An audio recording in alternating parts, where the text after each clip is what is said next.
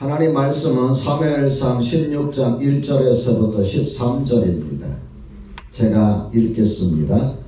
여호와께서 사무엘에게 이르시되 내가 이미 사울을 버려 이스라엘 왕이 되지 못하게 하였거늘 내가 그를 위하여 언제까지 슬퍼하겠느냐. 너는 뿔에 기름을 채워 가지고 가라. 내가 너를 베들레헴 사람 이새에게로 보내리니 이는 내가 그의 아들 중에서 한 왕을 보았느니라 하시는지라. 사무엘이 이르되 내가 어찌 갈 수 있으리까. 사울이 들으면 나를 죽이리라 하니 여호와께서 이르시되 너는 암송아지를 끌고 가서 말하기를 내가 여호와께 제사를 드리러 왔다 하고 이새를 제사에 청하라. 내가 네게 행할 일을 가르치리니 내가 네게 알게 하는 자에게 나를 위하여 기름을 부을지니라. 사무엘이 여호와의 말씀대로 행하여 베들레헴에 이르매 성읍 장로들이 떨며 그를 영접하여 이르되 평강을 위하여 오시나이까. 이르되 평강을 위함이니라. 내가 여호와께 제사로 왔으니 스스로 성결하게 하고 와서 나와 함께 제사하자 하고 이새와 그의 아들들을 성결하게 하고 제사에 청하니라. 그들이 오매 사무엘이 엘리압을 보고 마음에 이르기를 여호와의 기름 부으실 자가 과연 주님 앞에 있도다 하였더니 여호와께서 사무엘에게 이르시되 그의 용모와 키를 보지 말라. 내가 이미 그를 보였노라. 내가 보는 것은 사람과 같지 아니하니 사람은 외모를 보거니와 나 여호와는 중심을 보느니라 하시더라. 이새가 아비나답을 불러 사무엘 앞을 지나가게 하매 사무엘이 이르되 이도 여호와께서 택하지 아니하셨느니라 하니 이새가 산마로 지나게 하매 사무엘이 이르되 이도 여호와께서 택하지 아니하셨느니라 하니라. 이새가 그의 아들 7을 다 사무엘 앞으로 지나가게 하나 사무엘이 이새에게 이르되 여호와께서 이들을 택하지 아니하셨느니라 하고 또 사무엘이 이새에게 이르되 내 아들들이 다 여기 있느냐. 이새가 이르되 아직 막내가 남았는데 그는 양을 지키나이다. 사무엘이 이새에게 이르되 사람을 보내어 그를 데려오라. 그가 여기 오기까지는 우리가 식사 자리에 앉지 아니하겠노라. 이에 사람을 보내어 그를 데려오매 그의 빛이 붉고 눈이 빼어나고 얼굴이 아름답더라. 여호와께서 이르시되 이가 그니 일어나 기름을 부으라 하시는지라. 사무엘이 기름 뿔병을 가져다가 그의 형제 중에서 그에게 부었더니 이 날 이후로 다윗이 여호와의 영에게 크게 감동되니라. 사무엘이 떠나서 라마로 가니라. 아멘. 오늘 하나님께서 우리에게 주시는 말씀은 사무엘상 16장 1절에서부터 13절입니다. 이 말씀을 중심으로 해서 하나님이 보시는 당신의 속마음은 어떨까요? 이런 제목으로 말씀을 전하겠습니다. 저는 우리 하나님의 교회 성도님들에 대해서 한 가지 자부심이 있습니다. 그것은 바로 성도님들이 착하다 하는 겁니다. 여러분 제가 한 말에 대해서 어떻게 생각하십니까? 제 말에 동의하시나요? 동의하시면 끄떡 아니면 다른 교회와 다를 바 없다고 생각하시나요? 저의 이 자부심은 전혀 근거가 없는 자부심이 아닙니다. 제 나름대로 두 가지 근거가 있습니다. 한 가지는 여러 목사님들과 대화를 통해서 항상 느끼는 느낌입니다. 목회자들이 대화를 하다 보면은 교회에 대하여 또 성도들에 대해서 이래저래 많은 이야기들을 나누게 되겠죠. 그런 이야기들을 들으면 우리 하나님교회 성도들은 참 착하구나 하는 것을 느낍니다. 또 한 가지 근거는요. 지금 독일에 가 있는 셋째 딸과 대화에서 그 사실을 느낍니다. 성의 자매는 태어나서부터 평생 하나님교회에서 신앙생활을 하다가 독일로 유학을 가지 않았습니까? 독일에 가서 난생 처음으로 다른 교회에 가서 신앙생활을 하는데 하나님교회 성도들과 달라도 너무 다르다는 거였습니다. 뭐가 다르냐 물었더니 하나님교회 성도님들이 너무 착하다는 거였어요. 하나님교회에서 신앙생활을 하는 동안에는 그걸 몰랐는데 다른 교회 가서 신앙생활 하니까 그냥 저절로 피부에 다 와닿으라는 거예요. 와닿더라는 거죠. 그래서 한동안 신앙생활하기 힘들었다. 하나님의 교회 성도님들은 세상에서 착한 분들만 뽑아다 놨더라. 그런 이야기를 하면서 하나님의 교회 성도님들은 참 착한가 보다. 그래서 저는 이런 생각합니다. 나는 참 행복하다. 여러분은 그렇게 느끼십니까? 제가 오늘 여러분의 모습, 비록 마스크는 썼지만 여러분의 모습 보니까 마치 천사의 얼굴과 같아 보입니다.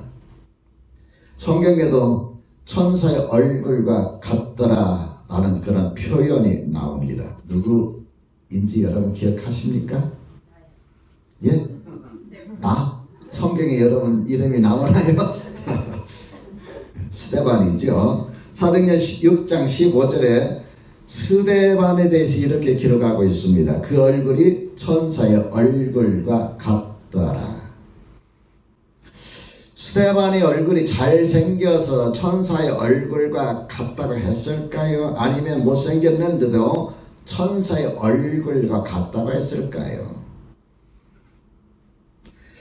사도행전 6장 15절에 보면은 스데반이 천사의 얼굴과 같다는 이유를 이렇게 말하고 있습니다. 스데반이 은혜와 권능이 충만하여.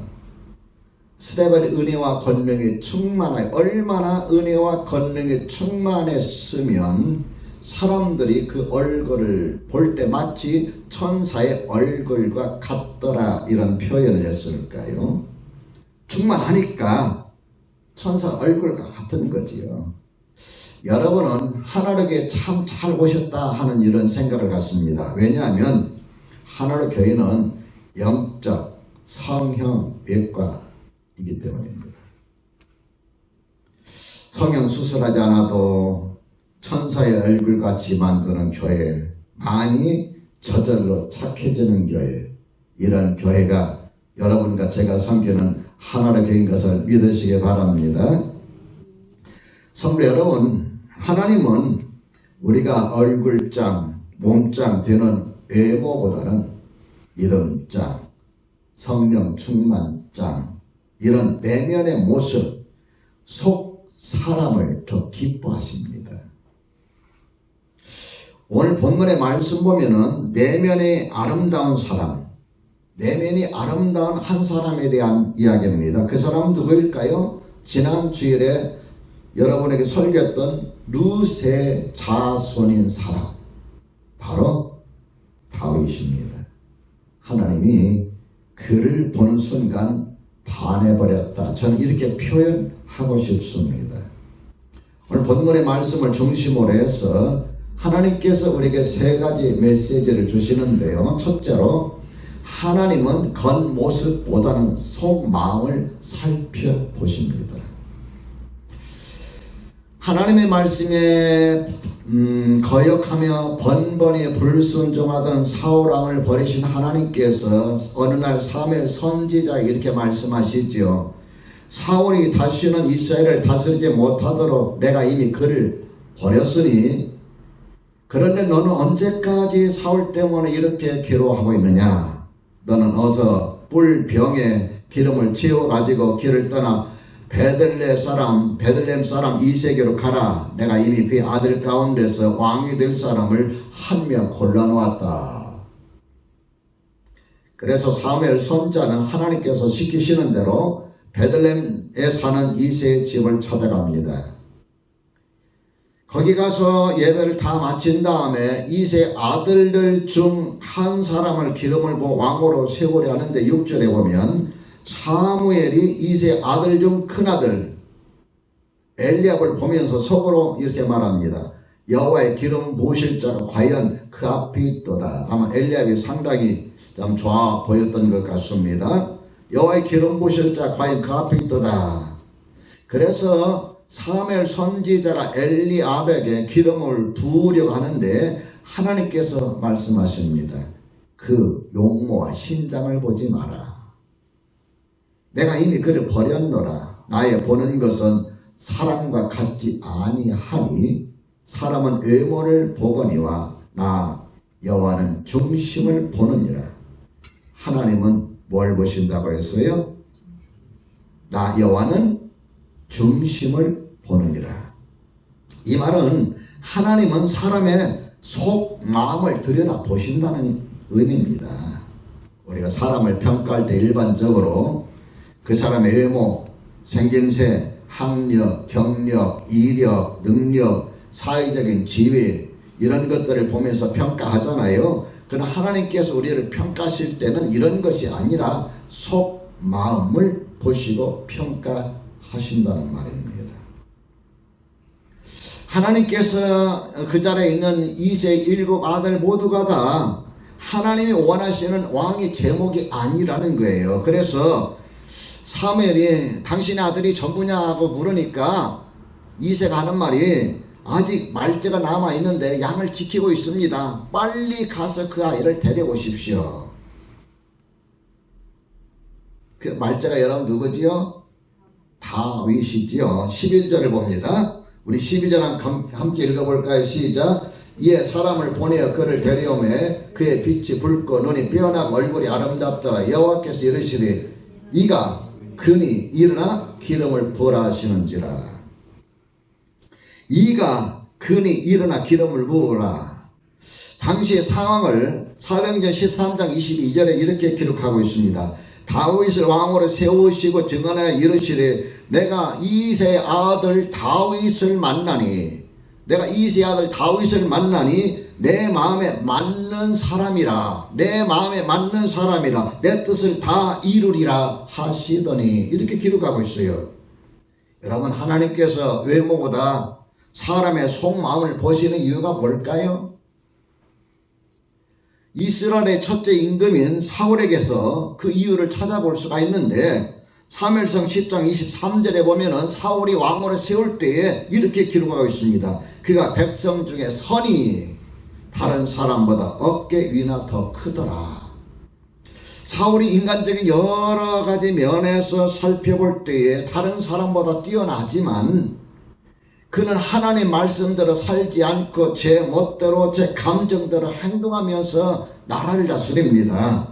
그래서 마침내 하나님께서는 사무엘 선지자를 통해서 이렇게 말씀하시죠. 왕이 여호와의 말씀을 버렸으므로 여호와께서 왕을 버려 이스라엘 왕이 되지 못하게 하셨나이다. 사랑하는 성도 여러분, 하나님께서 다윗을 다음 세대 왕으로 택하신 까닭은 그가 다윗이 잘생긴 것이 아닙니다. 하나님이 그의 속마음을 보신 거예요. 속마음, 다윗의 속마음. 뭔가 중요한 것을 맡길 때에 여러분, 사람들은 자기 마음에 맞는 사람을 고릅니다. 그 이유가 뭘까요? 마음이 서로 맞아야 일을 시키든지 뭐든지 하지 않겠어요? 마음이 안 맞는데 어떻게 여러분 일할 수가 있겠습니까? 그러므로 여러분이나 저나 모두가 다 하나님의 마음에 맞는 사람이 되셔야 합니다. 하나님이 사람을 쓰시고 택하실 때에 그 사람의 속마음을 보시는 이유가 여기 있다는 걸 기억하시고 하나님의 마음에 드는 저와 여러분이 되시기를 주님의 이름으로 축원합니다. 둘째로 하나님을 사랑하되 진실한 마음으로 사랑해야 합니다. 하나님께서 애굽에서 나와 가나안 땅을 향해 가던 이스라엘 백성들에게 신명기 6장 5절에서 이렇게 말씀하시죠. 너는 마음을 다하고 뜻을 다하고 힘을 다하여 내 하나님 여호와를 사랑하라. 너는 마음을 다하고 뜻을 다하고 힘을 다하여 내 하나님 여호와를 사랑하라. 제가 설교 준비하던 중에 마음을 다하고 라는 이 표현이 좀 이렇게 내 마음을 사로잡아서 성경에서 이 마음을 다하고 라는 표현이 몇 번이나 나올까 하고 이렇게 찾아봤어요. 근데 놀라운 것이 마음을 다하고 라는 말이 신명기에서만 나오는데 7번 나옵니다. 그래서 제가 깨달은 사실이 하나님은 우리가 마음을 다하여 사랑하기를 원하신다. 또 궁금한 게 있었어요. 이 마음이라는 단어가 그냥 성경에서 얼마큼 사용되어 있나 한번 찾아봤어요. 여러분 생각할 때 몇 번 정도 사용할 것 같습니까? 대충 제일 가까이 맞추는 사람이면 제가 스타벅스 커피권 하나 쏩니다. 제일 가까이 근접한 사람, 얼른 문자라도 올리든지 답변하시든지 문자라도 올려주세요. 예. 마음이라는 단어를 성경에서 몇 번 정도 사용할 수가 있을까요? 횟수 대충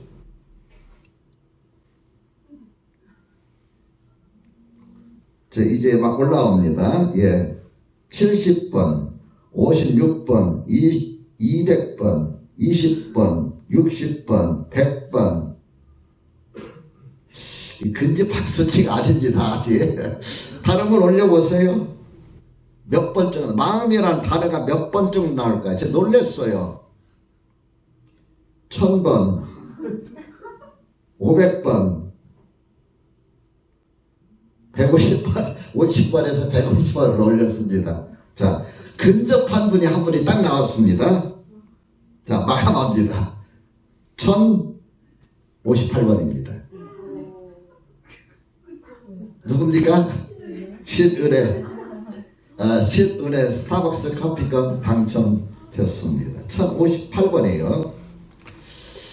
하나님께서는 이렇게, 성경에서는 이렇게 마음이라는 단어를 중요하게 여긴다. 시편 7편 9절에 보면은 의로우신 하나님이 사람의 마음과 양심을 감찰하시나이다. 사람의 양심과 마음을 감찰하시나이다 했고, 잠언 21장 2절에 여호와는 마음을 감찰하시느니라 살피신다는 말이죠. 하나님은 무엇보다도 우리의 마음을 살펴보시는 분이시구나 하는 것을 제가 말씀을 준비하면서 깨닫고, 이 마음이라는 것이 굉장히 중요하구나. 여러분, 제가 질문 한 가지 하겠습니다. 요셉은 해와 달과 별이 절하는 꿈을 꿨는데 다윗의 어릴 적 꿈은 무엇이었을까요? 왕이 되는 꿈?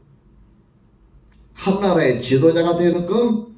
남이 이루지 못한 인생의 성공자가 되는 꿈? 여러분 스스로 마음속에 한번 해답을 찾아보시기 바랍니다. 다윗은 어렸을 때에 훌륭한 지도자가 되거나 위대한 왕이 되는 것이 꿈이 아니었어요. 찾아볼 수가 없습니다. 그는 단지 어릴 때부터 양들과 뛰놀면서 자라는 어린아이에 불과했어요. 양들 틈에서 참 악기에 맞춰서 노래를 부르면서 자란 천진난만한 아이였습니다. 다윗의 어린 시절에 원대한 꿈, 희망, 비전 찾아볼 수가 없어요. 어느 날 갑자기 사무엘 선지자가 불러서 찾아가니까 사무엘 선지자가 자기에다 기름을 부은 것이 그 인생의 전부였고, 그때가 그 인생의 전환점이었던 거예요. 하나님이 어린 다윗을 차세대 왕으로, 다음 세대 왕으로 세우신 까닭이 무엇일까요? 굳이 다윗의 꿈이나 희망이나 비전을 말한다면 하나님을 사랑하는 마음, 그래서 하나님의 사랑을 받는 것이 다윗의 전부입니다. 하나님을 사랑하고 하나님을 사랑으로 인해서 하나님께로부터 사랑을 받는 것이 다윗의 전부예요. 그에게서 그 외에 그 이상도 그 어떤 것도 욕심이나 야망도 찾아볼 수가 없습니다. 그가 하나님을 얼마나 사랑하는지 시편 곳곳에 나타나 있죠. 시편 18편 1절 나의 힘이신 여호와여 내가 주를 사랑하나이다.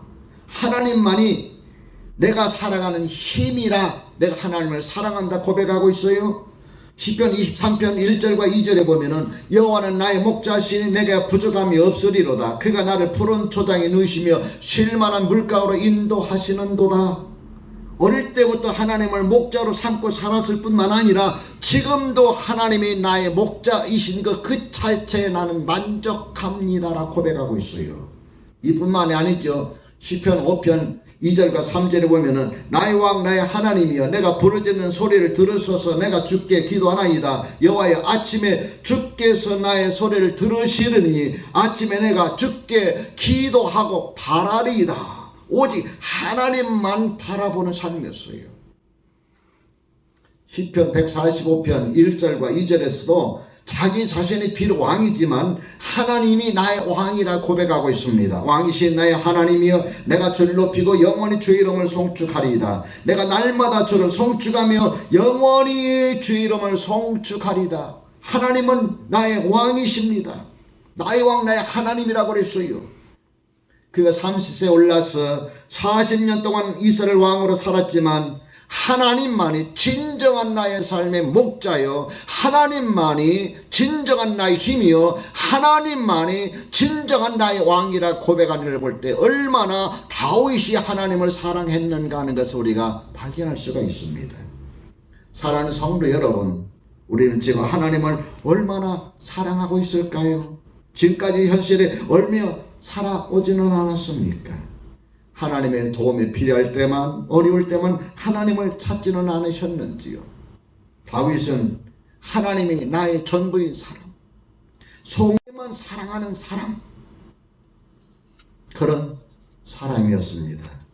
하나님을 사랑하시는 저 여러분이 되시기를 우리 주님의 이름으로 축원합니다. 셋째로 하나님은 속마음이 통하는 사람을 찾으십니다. 여러분 혹시 주님께서 가르쳐 주신 기도가 뭔지 아시나요? 기억하시나요? 주님이 가르쳐 주신 기도. 주기도문 있죠? 자, 주기도문 첫 부분 외워볼까요? 시작. 하늘에 계신 우리 아버지여. 그 다음에 이름이 거룩히 여김을 받으시오며 나라가 임하시오며 뜻이 하늘에서 이루어진 것 같이 땅에서도 이루어지이다. 뜻이 하늘에서 이루어진 것, 하나님의 뜻이 하늘에서 이루어진 것 같이 땅에서도 이루어지이다. 저는 가끔 가다가 새벽에 기도할 때 주기도문을 가지고 기도합니다. 하늘에 계신 우리 아버지여, 하나님의 위대함을 묵상합니다. 하나님의 이름이 거룩히 여김을 받으시며 하나님의 이름이 거룩히 여김을 받기를 소원합니다.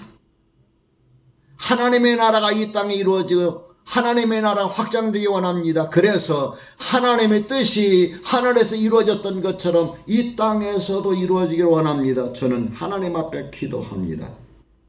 그런데 여러분, 하나님의 뜻이 무엇일까요? 주기도문 뜻이 하늘에서 이루어진 것 같이 이 땅에서도 이루어지기를 우리가 주기도문 할 때마다 이렇게 읊조리는데 하나님의 뜻이 무엇일까요? 베드로후서 3장 9절의 말씀 보면은 오직 주께서는 너희를 대하여 오래 참으사 아무도 멸망하지 아니하고 다 회개하기에 이르기를 원하신다. 하나님의 소원이 뭐예요? 아무도 멸망하지 아니하고 다 회개하기 이른다. 하나님의 뜻을 우리 여기서 찾아볼 수가 있는데 그 뜻은 모든 사람이 구원에 이르는 겁니다. 그러면 다윗이 살던 구약 시대에도 하나님의 뜻이 무엇이었을까요? 메시아를 통해서 죄인들을 구원하시는, 인류를 구원하시는 것이 하나님의 뜻입니다. 하나님은 인류를 구원하시는 이 원대한 계획을 바로 하나님을 사랑하는 하나님의 전부인 사람 다윗을 통해서 이루기를 원하고 계신다는 거예요. 내 뜻을 다 이루게 하리라고 말씀하신 그 의미가 거기에 있는 것입니다. 사도행전 13장 22절과 23절 한번 우리 찾아보도록 하겠습니다. 사도행전 13장 22절과 23절 집에 계신 분들도 함께 찾아볼까요? 자, 찾으셨으면 읽습니다. 사도행전 13장 22절과 23절 시작. 다윗을 왕으로 세우시고 증언하여 이르시되 내가 이새 아들 다윗을 만나니 내 마음에 맞는 사람이라 내 뜻을 다 이루리라 하시더니 하나님이 약속하신 대로 이 사람이 후손에서 이스라엘을 위하여 구주를 세우셨으니 곧 예수라. 다시 제가 반복해서 읽어드리겠습니다. 내가 이세 아들 다윗을 만나니 내 마음에 맞는 사람이라 내 뜻을 다 이루리라. 그 다음 구절을 보면은 이 다윗과 누구를 연결해서 말씀하고 있습니까? 하나님이 약속하신 대로 이 사람의 후손에서 이스라엘을 위하여 구주를 세우셨으니 곧 뭐라 그랬어요? 예수라. 다윗을 누가 연결하고 있어요? 메시아이신 예수님과 연결하고 있어요. 다시 말씀드리면 이 사람의 후손 가운데서, 다윗의 후손 가운데서 메시아가 태어난다. 이 엄청난 선언이 아니겠습니까? 그래서 하나님은 다윗을 내 마음에 맞는 사람, 내 뜻을 이루겠다고 말씀하신 거예요. 내 마음에 맞는 사람이라는 것은 무엇을 말합니까? 하나님과 생각을 같이 하는 사람, 같은 사람, 생각이 같은 사람, 하나님의 마음에 생각이 맞닿아 있는 사람, 그런 의미예요. 사람들은 보통 하나님을 통해서 자신의 꿈과 야망을 이루고 비전을 이루고 그래 성공하려고 하는데, 이어 반대로 오히려 하나님이 어린 다윗을 통하여 하나님의 원대한 이 계획, 죄인들을 구원하시려는, 인류를 구원하시려는 이 계획을 하나님이 실행하기를 원하고 계셔요. 우리는 하나님을 통해서 꿈과 희망과 비전을 이루고 성공하기를 원하는데, 하나님은 이 어린 다윗을 통해서 하나님이 세우신 이 원대한 구원의 계획을 이루겠다고 말씀하시는 겁니다.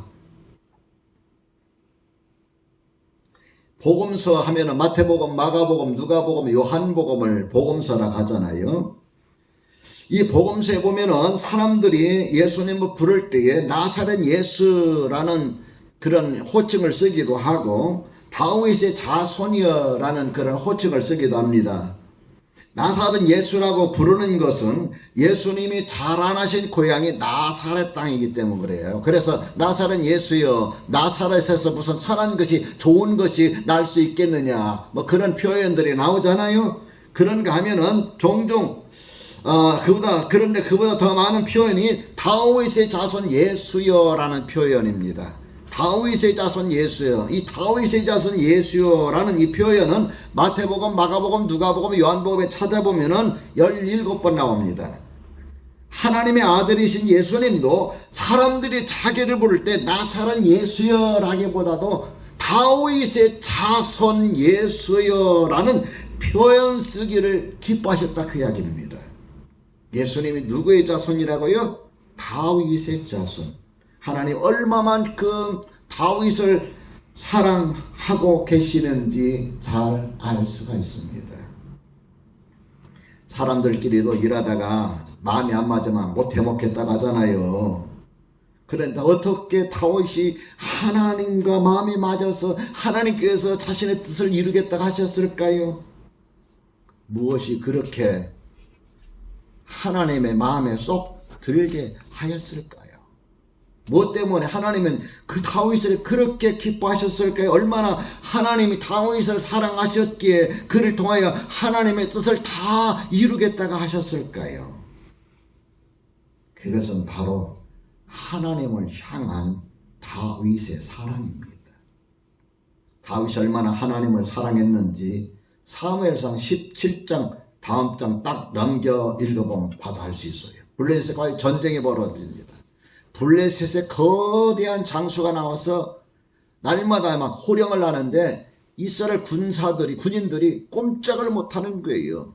어느 날 아버지의 신분을 받아서 형님들에게 먹을 것을, 오늘날처럼 이렇게 군대가 뭐 국가에서 먹을 것 제공하는 것은 아니었기 때문에 형님들에게 먹을 것을 가지러 갔는데 보니까 뭐 상대 진영에서, 적 진영에서 막 큰 소리를 내는데 막 엄청나게 큰 사람이 소리를 지르는 이스라엘 백성들이, 군사들이 꼼짝을 못하는 거예요. 가만히 들어보니까 막 하나님의 이름을 욕하는 그런 막 내용들이 나오는 거예요. 그래서 다윗이 말하기를 저 할례도 받지 못하는 이 블레셋 녀석이 무엇이기에 살아계신 하나님을 섬기는 군인들을 이렇게 욕짓거리를 하는가 하면서 물맷돌 5개를 들고 그 적 장수를 향해서 달려나갑니다. 달려나가면서 외칩니다. 너는 칼과 창과 단창으로 내게 나오거니와 나는 만군의 여호와 이름, 만군의 여호와 이름, 곧 내가 모욕하는 이스라엘 군대의 하나님의 이름으로 내게 가노라. 아무도 이기지 못하는 그 적 장수를 향해서 돌멩이 5개를 들고 나가는데, 여러분 전쟁 이거 하나만 하잖아요. 그런데 물맷돌 하나가 휙 하고 날아가다니 골리앗이라는 이 적 장수의 정수를 탁 맞고 쓰러집니다. 어린 다윗이 달려가서 그 골리앗의 칼을 빼서 그 목을 내려치죠. 그 전쟁으로 대승을 하게 됩니다. 하나님을 그만큼 사랑했기에 그는 목숨을 걸고 골리앗에게 도전장을 내민 거예요. 하나님의 이름이 모욕받는 것을 견딜 수가 없을 정도로 하나님을 사랑했던 거예요. 여러분, 다윗이 왕이 오른 다음에 제일 먼저 한 일이 무엇인지 아십니까? 새벽에 나오신 분들은 아마 알 거예요. 역대상 13장에 보면은 하나님의 임재를 상징하는 언약궤를 예루살렘에 모시고 오는 거였어요. 우여곡절 끝에 예루살렘으로 모셔왔는데 다윗이 나라를 이끌면서 늘 마음속에 한쪽에 불편한 거예요. 뭐가 불편하냐? 하나님의 언약궤는 텐트 안에 휘장 가운데 있는데 자기는 백향목으로 지은 왕궁에서 나라를 다스리고 있어. 온 우주를 다스리신 하나님은 거기에 계시는 것 같은데 자기는 왕궁에서 백향목을 지은 왕궁에 있어서 나라를 다스려. 그래서 늘 마음이 참 그래서 어느 날 나단 선지자를 부릅니다. 그러면서 이렇게 말합니다. 나는 백향목 왕궁에 사는데 하나님의 궤는 아직도 휘장 안에 있습니다. 그는 하나님을 섬기는 곳이 아름다운 백향목으로 지은 건물이 아니라 휘장 텐트 안에 있음을 하나님 앞에 죄송스럽게 여기면서 마음 아파하면서 나단 선지자에게 성전을 짓고 싶다는 그 희망을 말합니다. 하나님은 하나님을 사랑하는 다윗의 이 마음을 기쁘시게 받으시고 그의 축복을 약속하십니다. 그 축복의 약속이 사무엘하 7장 8절에서 13절에 쭉 기록되는데요. 그 많은 축복 가운데에 가장 큰 축복은 다윗의 자손 가운데서 이 땅에 메시아가 태어날 거라는 엄청난 약속이에요. 영원한 약속을 하나님은 하신 겁니다. 얼마만큼 하나님을 사랑했을까요? 얼마만큼 하나님을 사랑했으면 하나님께서 다윗에게 이와 같은 축복을 약속하셨을까요? 제가 다윗을 이렇게 설교하다 보니까 제 머릿속에 떠오르는 복음성가가 있었습니다. 그 복음성가가 뭐냐면은 나의 힘이 되신 여호와여 내가 주님을 사랑합니다 하는 복음성가였습니다. PPT 올려봤어요. 우리 한번 불러볼까요? 327장인데요.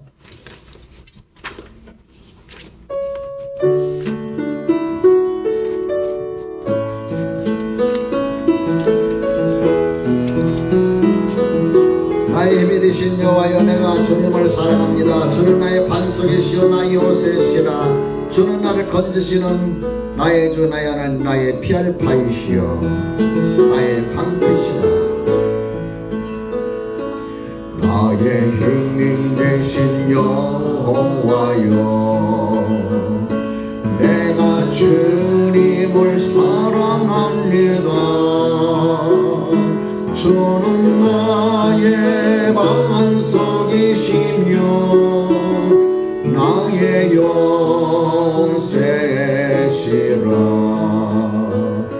주는 나를 건지시는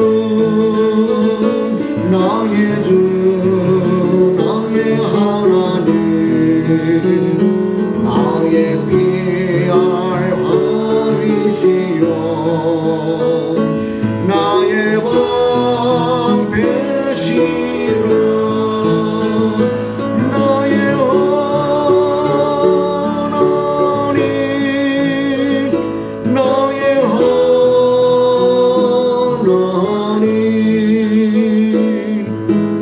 구원의 뿌리시요 나의 산성이라 나의 하나님 나의 하나님 그는 나의 여왕 나의 구세주. 성경 요한복음 14장 21절은 우리에게 이렇게 말씀하고 있습니다. 나의 계명을 가지고 지키는 자라야 나를 사랑하는 자니 나의 계명을 가지고 지키는 자라야 나를 사랑하는 자니 나를 사랑하는 자는 내 아버지께 사랑을 받을 것이요 내 아버지께 사랑을 받을 것이요 나도 그를 사랑하여 그에게 나를 나타내리라. 나를 사랑하는 자는 나의 계명을 가지고 지키는 자라야 나를 사랑한다. 아버지도 사랑할 뿐만 아니라 나도 그를 사랑하여 그에게 나를 나타내시겠다고 말씀하십니다. 사랑하는 성도 여러분, 오늘 우리 속마음에는 다윗과 같이 하나님을 향한 진실한 사랑이 있습니까? 하나님이 나의 전부십니다. 이렇게 진심으로 고백할 수 있습니까? 하나님만 사랑하며 하나님의 뜻을 나의 기쁨으로 삼고 살아가고 있습니까? 성도 여러분, 주님께서 보실 때 우리가 어떤 비전, 어떤 소망, 어떤 꿈을 품었느냐보다 더 중요하게 여기시는 것은 하나님을 사랑하는 마음입니다. 내가 마음으로부터 주님을 진심으로 사랑하느냐 하는 것이죠. 마음으로부터 주님을 사랑하시는, 내 속마음으로부터 주님을 사랑하시는 그 사랑을 품고 살아가는 저와 여러분이 되시기를 주의 이름으로 축원합니다.